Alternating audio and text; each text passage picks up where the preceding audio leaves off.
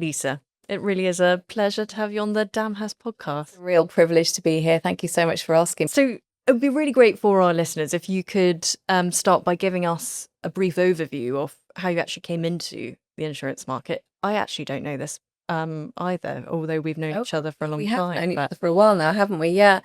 I mean, I suppose like with a lot of people, it was sort of happen chance that I moved into insurance, but I went in quite a long way around. But with HR, it's a very transferable skill. So I did gain a lot of experience in other industries, which I think is actually really important. And we're talking a lot about that in the insurance industry. Yeah. In getting talent in from outside is really important for the future success of insurance. But my road in was, I started out in my very first job in London was at the Arts Council of England. Oh, wow.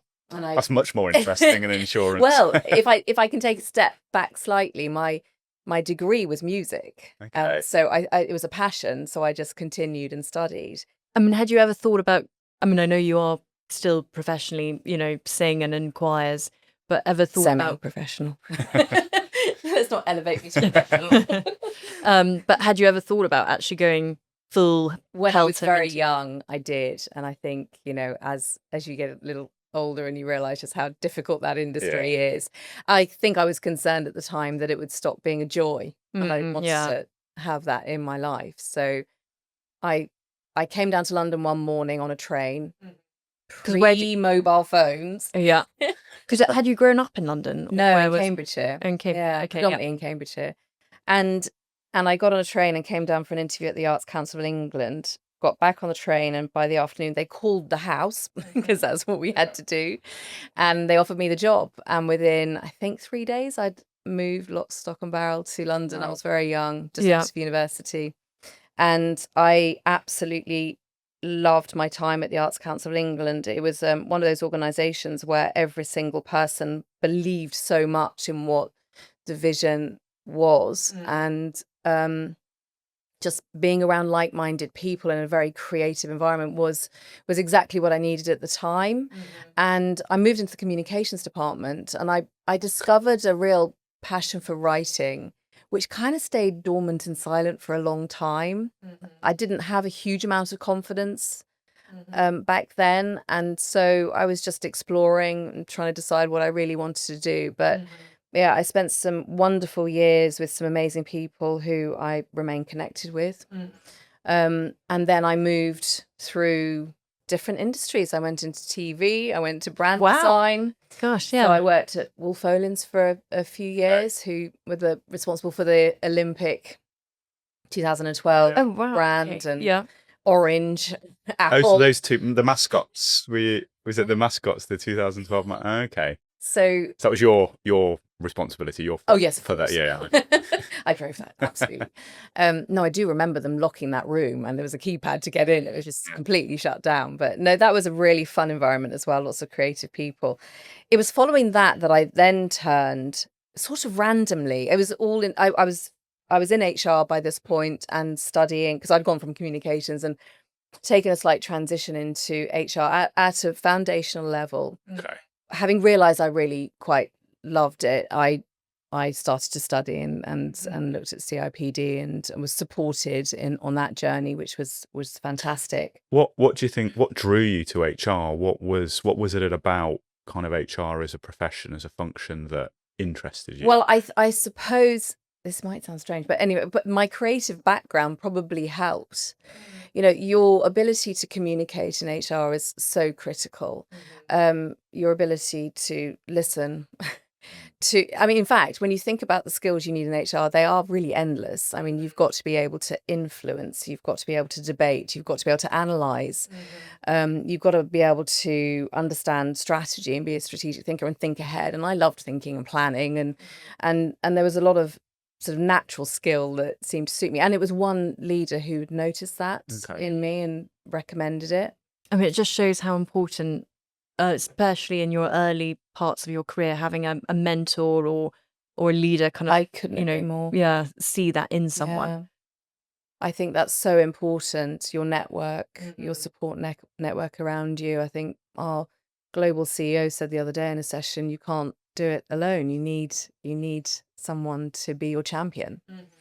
And I'm sure at some point we'll talk about the sort of male-dominated environments that some of the financial services sector in particular have.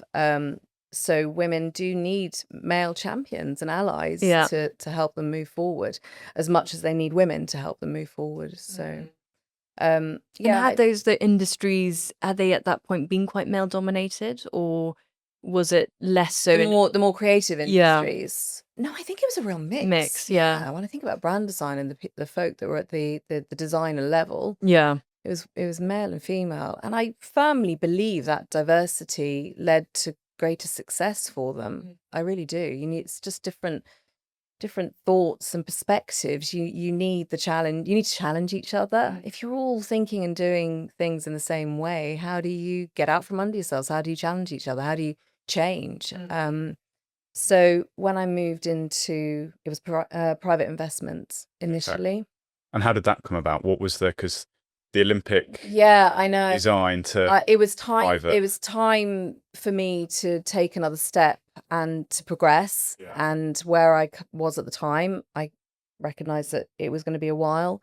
I felt very ready to do that, so I started a search, and I had absolutely no idea that I would be picked up by someone in the financial services sector. I just thought my CV would have so much sort of creative background there that it wouldn't be something open to me. And I was quite anxious about it because I had not worked in the city. So first role, getting into financial services. Yes. Yeah. So the first role was in private investment, and it was in the Gherkin, this iconic building. So quite an intimidating experience. But it was a very small team, and it was obviously privately owned business as well. And we actually had to build the office. There was 4 of us. Oh, wow. The CFO, the head of IT, myself, and we very quickly got an office manager, and we built the office together. It was quite a fun experience. So kind of a strange introduction into the city, but actually that gave me quite a bit of opportunity to do a little bit of travel and to just sort of see another industry another way. And I found that I was really quite enjoying it, and the culture, in fact, which kind of surprised me. I wasn't expecting that at all. How so? I think it was because it was so male dominated. It felt male dominated on the streets at the time. Yeah. It really Still did. does to it does to an extent. I think things are changing. Yeah. But we actually shut that business down. Okay. The owner decided that they wanted to focus their attention in other regions of the world, and London was not one of them. Yeah. Which from an HR perspective, I can imagine is a great learning opportunity of seeing a business having to be wound down. Yeah. And I did the same again in the next job. Oh, wow. So that's when I moved into broking. Yeah. Okay. Who was that with? That was Oxygen Insurance. Okay. Yeah. And in that role, that was where I met 2 leaders in particular, the chairman and the CEO, who I just built a really close connection with, who I really respected. And they helped me overcome a lot of my lack of confidence. I really didn't have much confidence in myself, and I had realized that, and I hadn't probably invested in that very much. Had that always sort of been there? Yes. Yeah. Through childhood, it was a theme throughout. And it's even we talk about being authentic at work. I think that's so important. Authenticity, being able to speak your mind, and say what you truly feel, and not have to admit. It's not about sugarcoating, but just being very honest with what you do and don't want or like. And they gave me the platform and space to discover who I was as by then a manager, and I sat with the C-suite. We sat all together, open plan, but separately to the rest of the business. And I genuinely enjoyed the experience of working with them. They definitely helped me improve some of my skills. And because when you lack confidence, I think you're trying, you've got to elevate, but actually I think there's kind of a slight panic sometimes with how you're handling things, and it's just about sort of settling down into yourself and having that time to think and prepare. And they didn't rush me. They never showed me up in meetings. I was always given the opportunity to say what I thought. And if it wasn't something they necessarily agreed with, it wouldn't be said in that meeting. It would be said outside. I've seen that happen far too many times, particularly to women. I think it is so important allowing, particularly, you know, women in that sort of space in meetings, the platform to speak up. Yes, yeah. I think we often feel or felt, I think it's probably getting better, that you've got to raise your voice somehow to be heard. We shouldn't have to do that. It should be that you can say what you feel, and it's going to sound different to probably most of the people in the room. Yeah. If it's male dominated.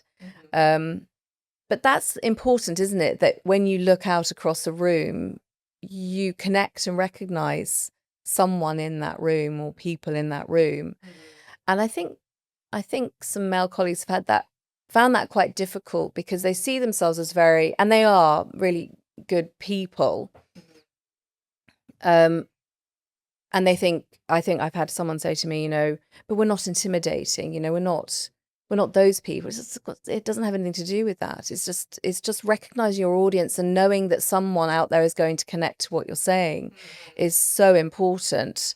And the times that somebody has said something in a meeting where I've sort of felt like I just want to crawl into a hole. Really? It is because I'm surrounded by men who don't understand the perspective maybe that I'm sharing. And especially if you're the only female in the room as well. Absolutely, yeah. Yeah.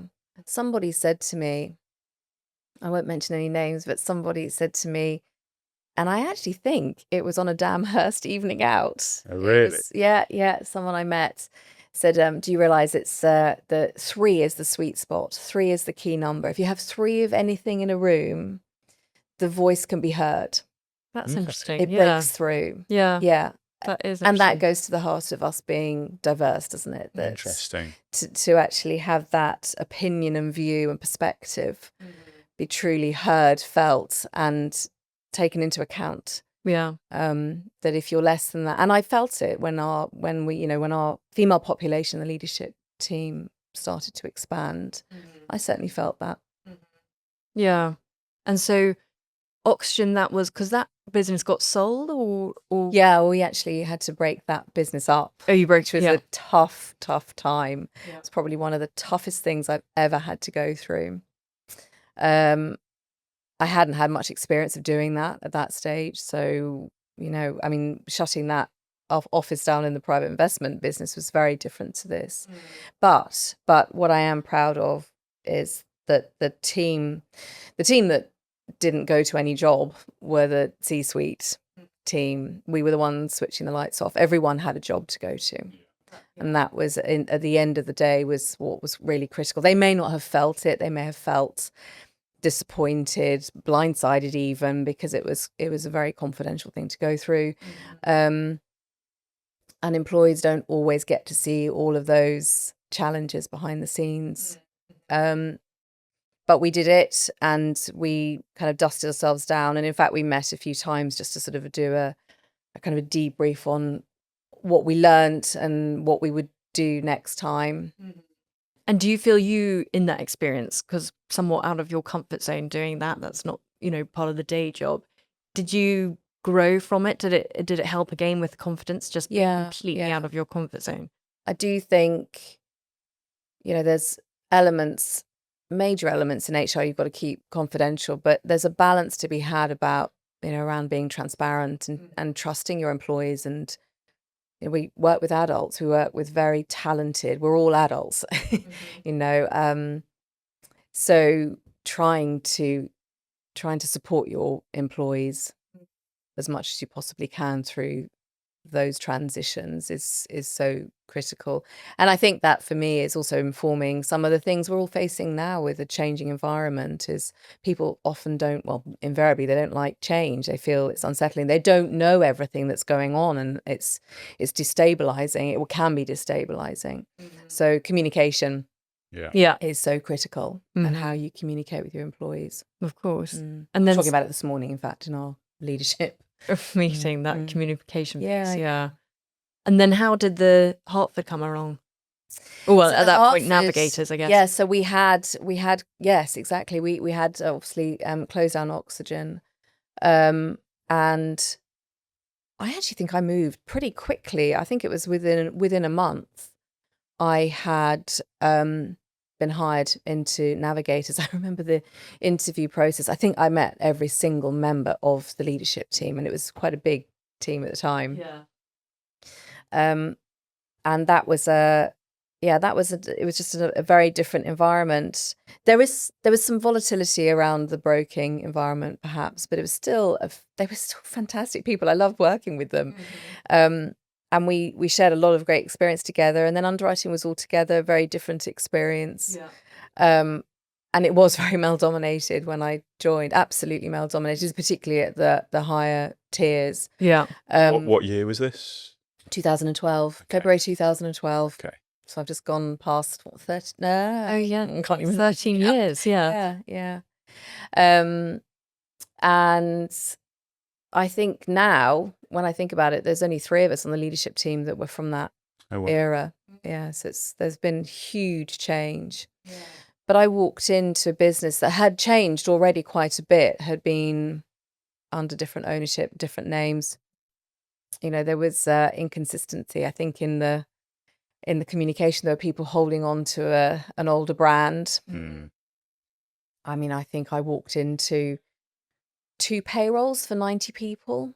Wow. Yeah. It's just, there was a lot of process work to be done and consolidation and were you going in as head of HR? Yeah.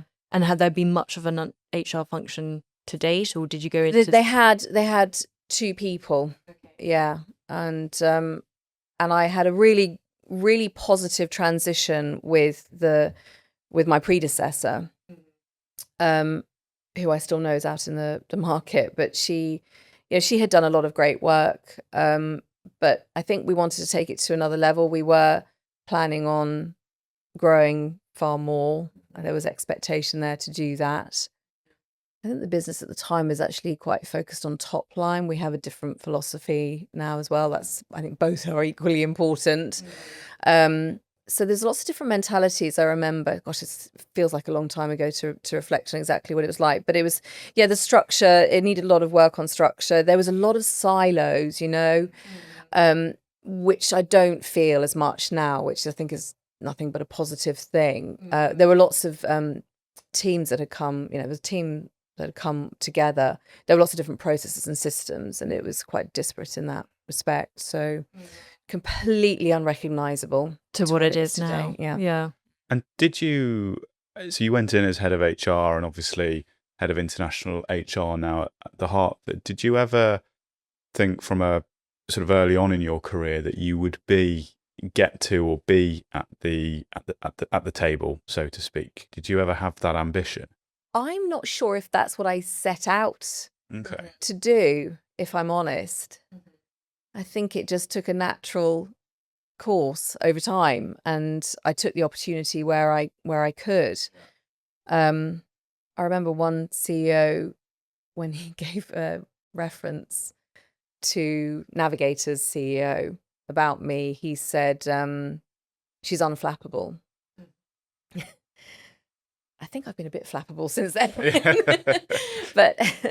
but I took that to mean a positive thing, and I think, but I pay a lot of. There was a lot of respect for that particular individual, that he kind of gave me the structure and the confidence and the platform to feel like I could take considered, thoughtful approaches to things. There was never any.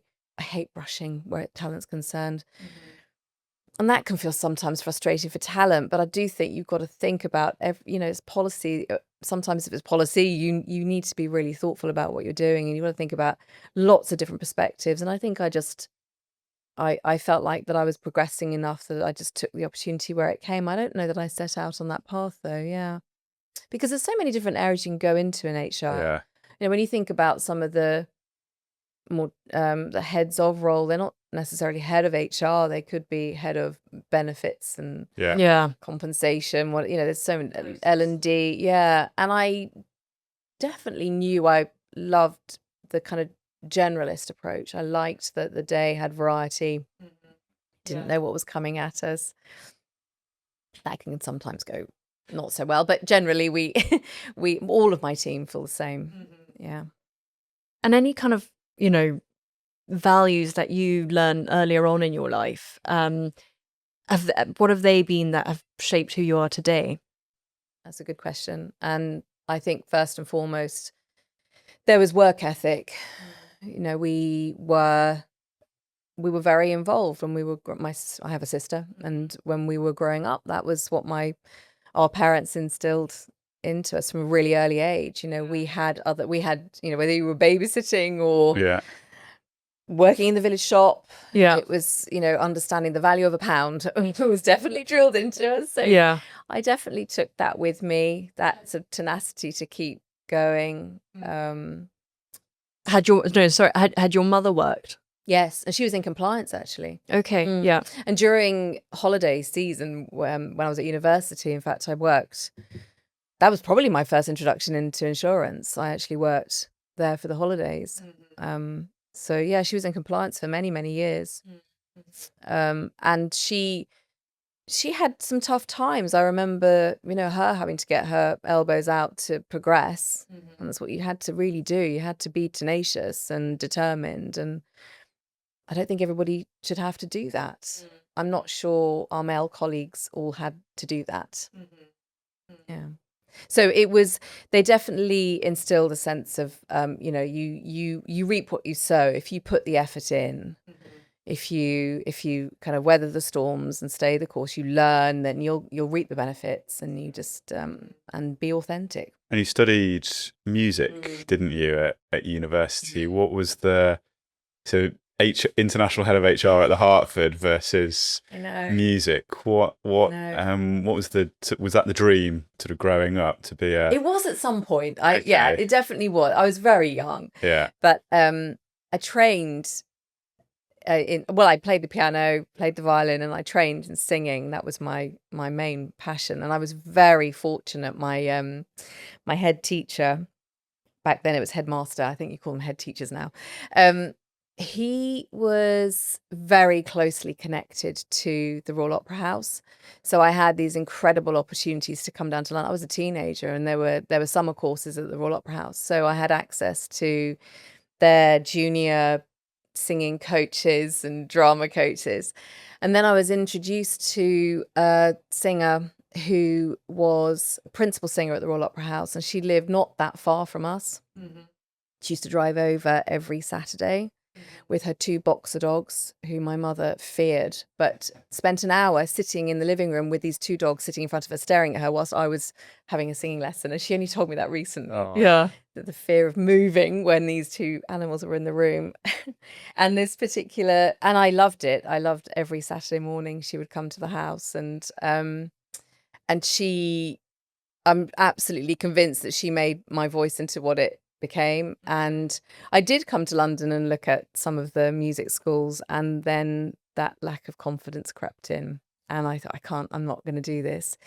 There was a cost to my parents in trying to go down that road, and I thought, no, I'll do a balance. I'll take a balanced approach. And so I did a course that I did a BA honours in music, but it was part practical and part theory. Okay. And any similarities that you can draw from your kind of music academics with HR at all? You have to keep going. If it goes wrong, you have to keep going. You've got to be very tenacious in that respect, I suppose. I mean, honestly, some people would laugh, but music is maths. It really is, and unless you've trained, you're not necessarily going to be aware of that, I suppose. And I suppose that's something you really have got to be aware of when you're going into HR numbers. And you do have to think about that all the time. When you're playing the piano, you're using your hands, you're reading the music, you're using pedals,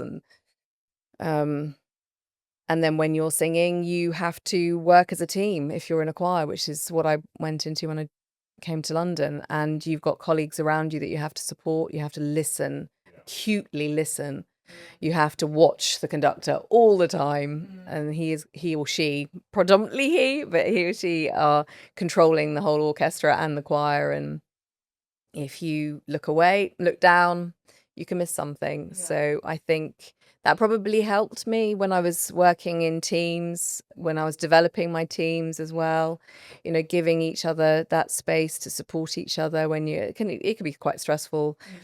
Depending on what you're singing, if it's pretty tricky, you all go in slightly nervous, but you really do feel that camaraderie when you're in a choir like that. I think I definitely took that with me into HR. Yeah.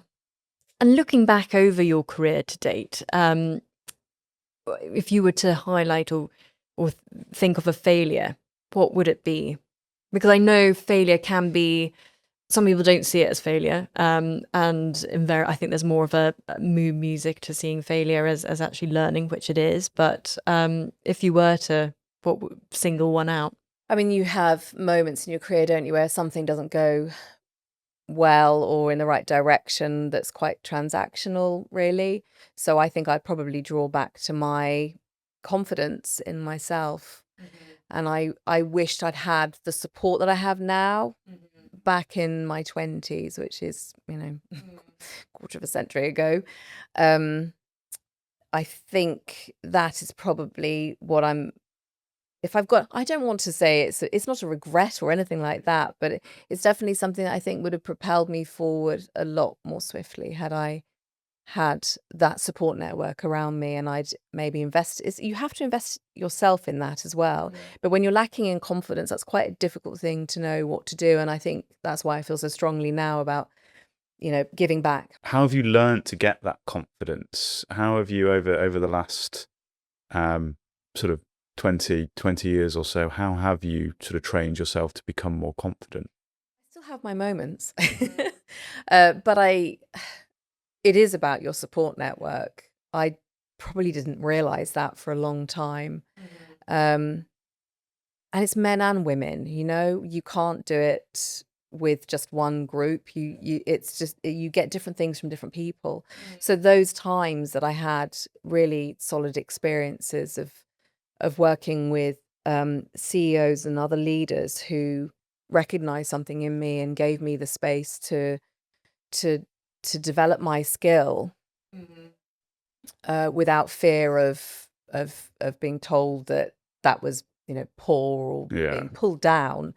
You've got to boost yourselves up. I mean, I think we do far too much of that, and I really don't want younger men and women to feel ever how I felt back in those days when that happened to me. And I think having strength in your own convictions is just something you've got to hold on to. And if you've got a good support, it doesn't even need to necessarily be in work. Outside of work, it can be your friends as well. And I think that's what's carried me through in my later years. What, for friends outside and friends and work colleagues? Yeah. Because what would you say for, if we've got some of our listeners who might be starting out in their career and they've got the ambition, but it's confidence is holding them back? Because Lisa, you're now, on the board, international board of the Hartford, which is a big business. The executive. Yeah. So that's quite, an inspiration for some starting out in their career who might be listening and think actually they can very much relate to that sort of confidence piece. What advice would you have for them? I would definitely say to take every opportunity to get any kind of a learning experience. If it's on your career trajectory, make sure that you are talking to your manager. I often hear that people have been disappointed they haven't been noticed, but actually we all have responsibility for our own careers as well. And when I started putting my hand up and saying I want more, I want to do more, unless someone knows that's what you want, how they can't read minds. But the managers have equal responsibility in this as well, to ensure that they're checking in. I think finding your champion, finding a mentor, someone who can help guide you. And some of what we do at the Hartford, the ERGs are a phenomenal space. You should see the amount of people we have who are connected to our employee resource groups, and I think we've got about 25% of our population is involved in one way or another. Our professional women's network, I can see it. I can see who is slightly struggling, but you've got to absolutely admire them for turning up. And so, yeah, it's trying to find those connections. And there's so many amazing opportunities in our industry and the Lloyd's market as well that you can get connected. And that can be really, really tough. I know that if you are invariably a quieter person, a shy person. So I think it's incumbent upon all of us in those positions to make sure that we're creating an environment where they can thrive and they can feel safe to start to share. I've seen it in and I'm sure she won't mind me saying, but one of my employees in my team, when she first joined me 6 years ago, highly intelligent young woman, but barely said a word. And I just could see that she was going to do so much more. And I hope she feels, we did talk about it recently, but you just have to quietly give her that opportunity. She can say what she likes without fear of me saying something in front of everybody. If anything happened like that, I would never have shown her up in a meeting. You pull someone to one side and then you just say, how do you think that went, and how do you think you could improve? And I think once you start to it's trying to find those mentors or managers, a coach, somebody who can who's adept at giving constructive feedback. And when I say constructive, it doesn't have to be blunt, it doesn't have to be direct. It can be drawing out from them how, getting them to recognize where they think that, they can get a better outcome, and steering them in the right direction. We get involved in quite a lot of, that we've got the Insurance Breakfast Club, for example, that we always have a cohort of female employees who go on that starts to sort of develop some of the skills and presenting, impact, because I think women do struggle with having a voice being heard at the table when they are surrounded by a lot of men. Do you have any sort of practical advice for people that are maybe a little bit introverted, a little bit shy, who want to increase their confidence, maybe would appreciate a mentor, whether that is kind of a manager or somebody outside the organisation? Any kind of practical advice, hints, tips for going about finding that mentor? Because that's sometimes I look back at my own career, it's there's I'm sure there's lots of mentors, lots of people out there, but actually how did you go about finding those or seeking out those types? Was it just a natural evolution, or was there anything practical that you did? For me, it was when I was more experienced and more confident just in myself, because I had been given some of those opportunities to develop. But I would say recently, HR should be visible in the organization. HR is a strategic partner to the business. It is there to enable the business, the employees, and if you're not speaking to HR, then I think there's something wrong. HR has transitioned. It is not personnel. It is not hiring and firing. It is trying to find solutions for employees to make sure they have good experiences. And even recently, one of my team noticed someone was struggling and reached out. Okay. But I think anyone listening should feel able, I would hope, to be able to reach out to their manager or another colleague they trust, or HR, and let them know that they don't know how to go about this, but they were interested in finding out more. It's just really finding that person, isn't it? But also, I think it's incumbent upon everybody else, the managers around people. We talk about this with mental health issues at work as well. Checking in on people, seeing how they are, making sure you're actually having a good conversation, not just saying, "Are you all right?" Yeah. And they say yes, and you move on. It's those people who don't have maybe as big a voice, I think, are the ones that we should all be just checking in a little bit more. Yeah, I think it's a big part of succession planning as well.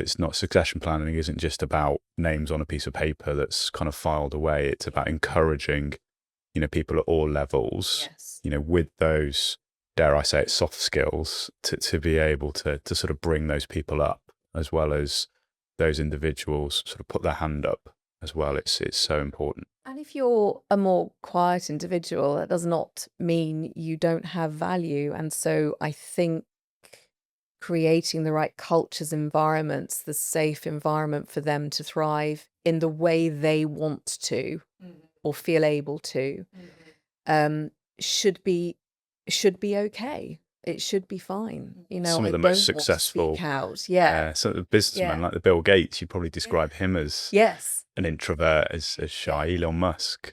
So it's, yeah, I totally agree. From an HR, people, talent perspective, what do you think what are some of the challenges that you're facing, that you're thinking about, that you're worried about over the next, 5, 10 years or so? Well, we're in quite an interesting sort of geopolitical Yeah. age at the moment, aren't we? So I think there's that unpredictability there for everybody. So the outside challenges for our employees, the cost of living doesn't go away. But we're also in scary but exciting times of the AI digital world and the sort of digital transformations that we're going through. And we're in a probably notoriously or historically unchanging industry, maybe. And so how do we help support our employees through that change and embracing it? We can't lag behind. We've got to stay ahead, to stay relevant. Yeah. So that is a big challenge. So I think there's going to be a lot of focus on understanding what the future skills are for our industry and ensuring that we have got that capability. And I don't see it as losing people. I see it as sort of an augmentation. Yeah. And we've just got to reassess how we do things. We are going to become more effective. We're going to create better experiences for our employees and our customers. But we've got to stay ahead in order to do that, and we need to upskill. And I think the other key area for me is the talent pools. Yeah. In our industry, I think is a worry. Again, historically, we've not been as adept at enticing people from outside industry. So how do we get to people at every level who can have transferable skills? How do we teach them about our unique specialty environment that I'm in at the moment? And I think in certain areas we've got better. Actuarial, I think Lloyd's did a big push in that sort of space to recognise the incredible skill set and then the experience they can bring from other industries. I think that's so important. And to be very open to that. And then also getting at younger people. I mean, the career fairs that we've been involved in, one not that long ago at Lloyd's, I know one of my team had someone walk up saying, I thought I was coming into Lloyd's Bank. Yeah. We've got a long way to go. Yeah. And I have been at those HRD meetings where I've looked across the table at people I've known over the years and said, we're still talking about that. Yeah. So how do we better promote this industry, this incredible place that we all call home, and that is so unbelievably connected in so many ways? I don't know that we are still that great at showcasing that and celebrating it. And there's a statistic, I think, flying around that, by 2028, a significant proportion of the London market will be reaching sort of retirement. Is that something that you guys are discussing in HR? Yeah, I've had some pretty keen discussions about that, and actually, it's a good point you make, because we do a lot of, we're very good actually in our industry at doing surveys and sharing information, and we're still trending down in some of those leader positions in representation. Yeah. And there are people who are predominantly in those tops of C-suite roles, if you will, who are getting closer and closer to retirement. So what are we doing to prepare and ensure that those succession plans are robust, that we are being creative in our thinking and assessing all of the skills that are going to be required as we go forward, so that we can better prepare people. But it is a real conundrum, and I think it's being felt here and across the pond, as we're a US-based organisation. one of my favourite questions to ask people is how they got into insurance. And in my 15 years of doing this job, I am yet to meet anyone who didn't fall into the industry. A little bit like recruitment, people fall into it, whereas I think people choose careers, choose companies, and you're so right. Having that image, getting over that image problem, so to speak, is, I think, key. When you're looking for future leaders, or you're looking to bring in leaders from outside of the business, what are the key things, key skill sets that you look for that transcend whether it's an underwriter or an accountant or a lawyer? What are the three competencies, the three key skills that you feel you need to upskill the business? Well, there's probably more than three, but we're talking an awful lot at the moment about EQ and TQI. Okay, Ooh, what's TQI? All about the tech. Yeah. Okay. So, the TQI. data and analytics, that analysis ability, so and emotional intelligence, I think is so critical.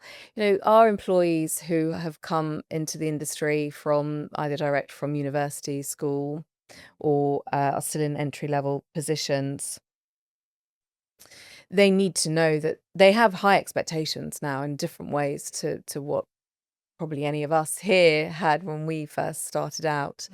And we need to be able to adapt and change in that kind of environment, really, for those people. They are the future.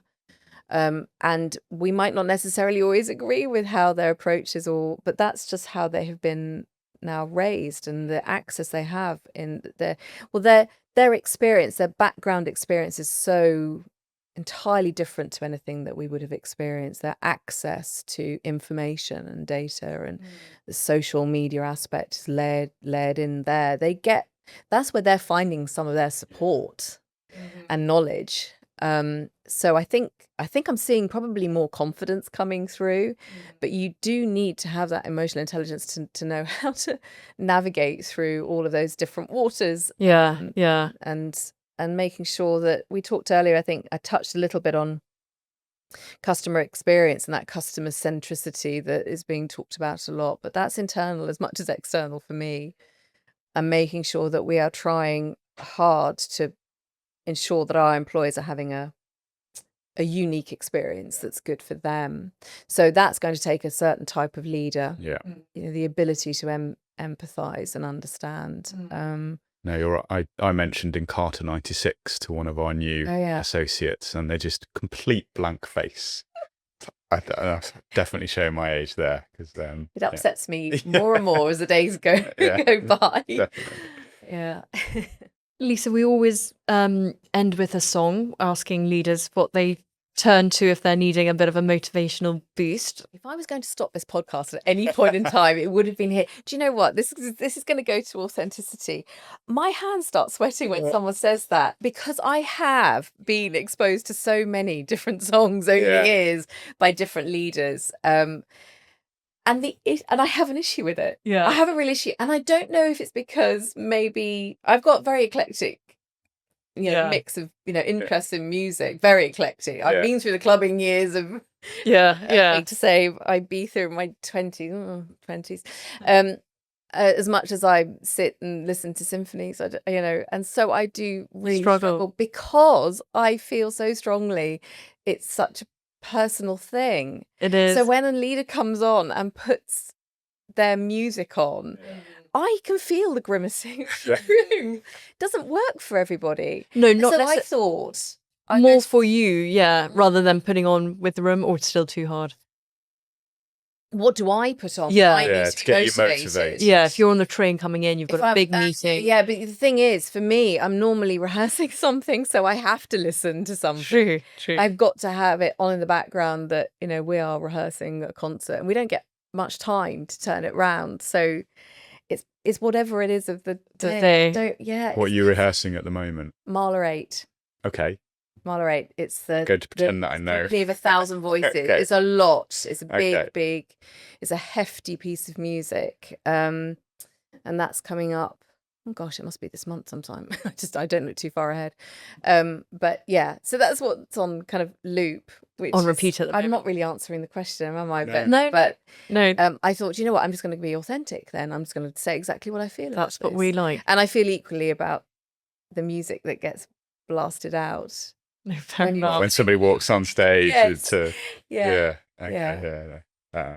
Well, thank you. It's been an absolute Lisa, pleasure. thank you very much. A real privilege to have been asked, so I appreciate the time with you both. It's been Great. fun. Lovely. Thank you.